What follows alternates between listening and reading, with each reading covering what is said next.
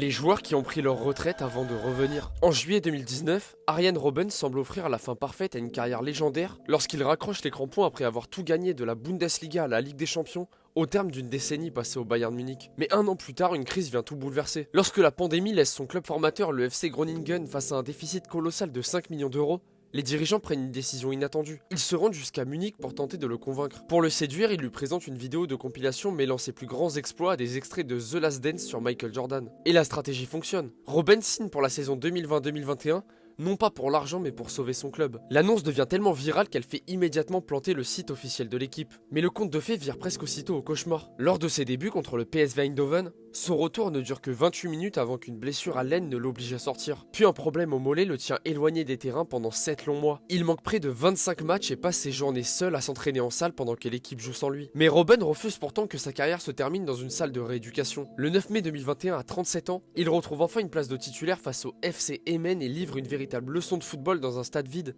offrant 2 passes décisives lors d'une victoire 4-0. Après cette ultime démonstration, l'homme qui avait tout gagné craque en direct à la télévision, avouant qu'il s'est enfin senti comme un enfant à nouveau. Mais l'histoire ne se termine pas comme il l'aurait rêvé. Malgré son désir de jouer une saison supplémentaire dans un stade plein, son corps ne suit plus. 2 mois plus tard, il est contraint de prendre sa retraite définitivement.